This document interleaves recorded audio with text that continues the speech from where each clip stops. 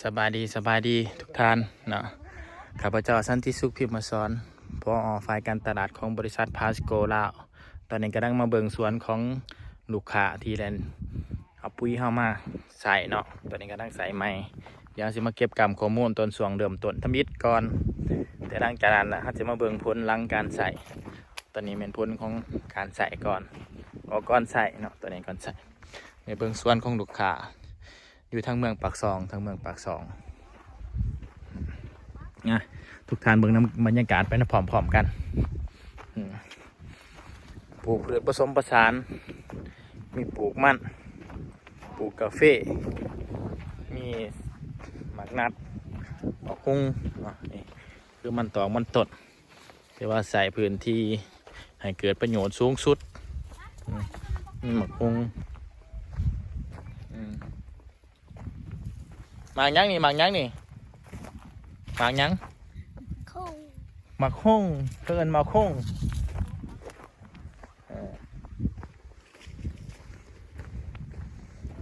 หมากคุ้งพันเตี้ยเนาะนี่เนาะมันก็ง่ายนะเว้ยเนี่ยนี่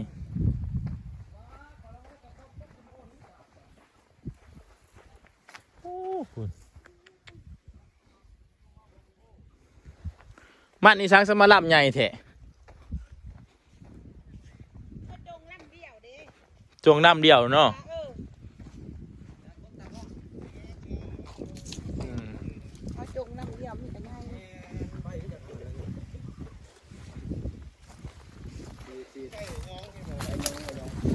ใบกูดใบเงาะอีกแล้วเนาะเจอปัญหาเดียวกันเบิดเนาะใบกูดใบเงาะเอาเดี๋ยวเอาเก่าเกษียณนาโนเข้ามาแก้ไขตัวนี้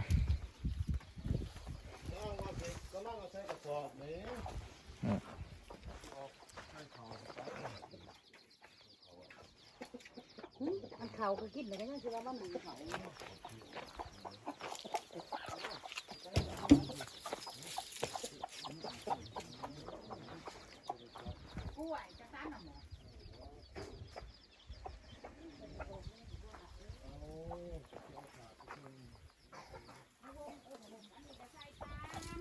ปลูกกาแฟแล้วก็ปลูก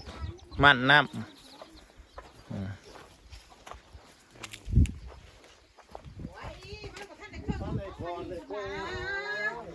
พูนยังลายบ่ลายยังเวทจนเป็นสวนพูนมัน3 ส่วนหนึ่งมันยังไม่ทันได้โอ้สุดยอดได้ผลบางทีทั้งกาแฟมันกับว่างาม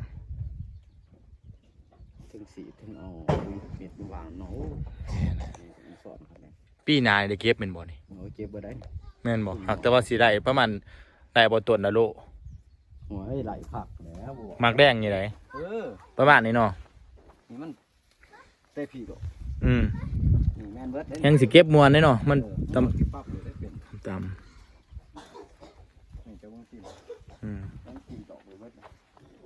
ปลูกปีที่2เขาปีที่3ไม่เริ่มเก็บเนาะปีที่4ที่5เริ่มร้ายแล้วปีที่4พอดีโถมเป็นต้นไปแล้วบัดนี้ขึ้นกับใส่ปุ๋ยใส่ฝุ่นนะเนาะ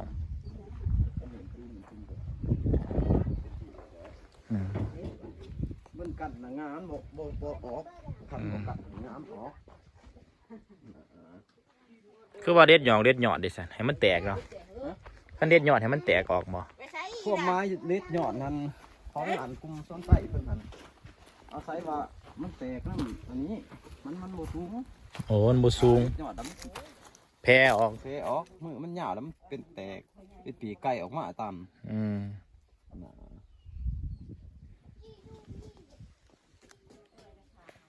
แต่ว่าเรื่องพ้นได้ครับมันได้บัดนี้มันก็ครับมันแตกพึ่งขั้นพุนมันเพาะมันก็แตกไปเบิดขั้นบ่พอได้แห้งเรียบร้อยเบิดเนาะห้องเป็นติดหยอดมันตัวเติบโตเนาะมันก็สิใช้เวลาในการเติบโตอีกเริ่มสิลงงาบัดลงแมงลงงาแล้วนี่อันนี้เพิ่นตัดอันนี้ก่อนเนาะตัดงาก่อนเนาะตัดงาน่ะจังตัดล่ำนี่ปีสมาอันนั้นก็ขี่แม่นเบิดบ่นะนี่ปีที่3บ่นี่ปีที่2ปีที่2บ่2 ปีได้โอ้หังมีต้นต่ำต้นสูงเนาะมันขึ้นกับบ่นี่หากแต่ว่าขั้นตะสินนี่คือว่างามได้นี่เนาะโอ้ยงาม งามนะ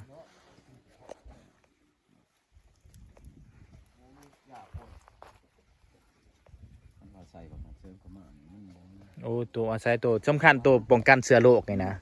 ป้องกันตัวพยาธินี่คือจังซี่นี่เนาะ ถ้าป้องกันตัวนี้ได้ถือว่าจบเลยนี่ถือว่างามแห้งโดดนี่ขั้นบันไดคือจังซี่ มัน นี่ ตอดออกเลยดิมันตอดออกเลยมันบ่กัดยอด อืม นี่ออกแล้วใบมันก็ ออกมาเด้อมันก็ไปเด้อเนาะ ไปเด้อ เพราะว่ารับหนึ่งมันก็เท่าไหร่1 2 3 4 5 6 7 8 9 10ต่อไปมันมีโอกาสออกไปอีกเนาะ เป็นแน่นี่ ห่วย10 1มันจบ1มันก็เป็น10ในพุ่นเนาะ หัววันนี้บางทีมันก็ติดตาคือตัวนี้ อืม ถามมันกันยอดที่ว่ามันไหลตะซ้ำนี่นี่มันบ่ออกมันเจาะไว้ โอ้มีแต่แหนงออกเนาะ เออ แต่ก็เอาหมายว่าคันไปกันยอดมันก็สิได้แต่งาแต่ซ้ำนี้ เออ แต่ว่าสิแพ้มันสิบ่มีโอกาสเพิ่มขึ้น กาดเพิ่มขึ้น อืม มันเป็นลักษณะแบบนี้ มันก็หลาย จังว่าเขาจะให้มันงาเหยาว หลายสูตรหลายวิธีแต่ก็ ถ้าว่ากำจัดถึงไรนี่คือว่าผ่านนะถึงไรมันผ่านดอก อืม มันผ่านดอกกำจัดถึงไร ผ่านแล้วเนาะพุ่นนี่เนาะสวนพุ่นจนหอดต้นไม้ใหญ่พุ่นนี่เนาะ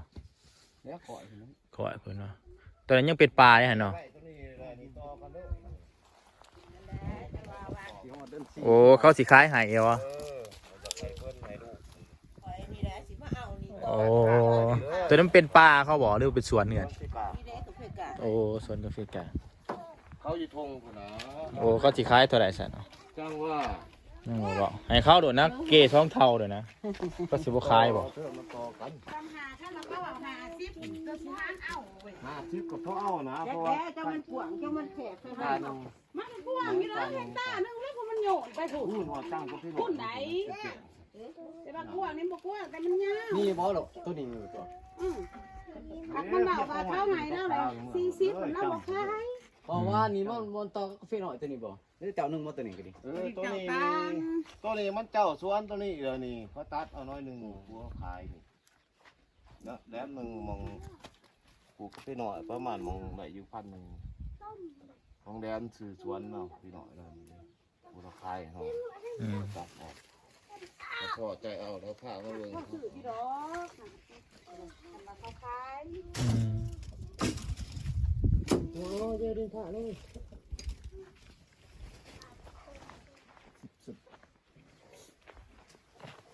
หัวมาก็เฮ็ดกระดาษเดียว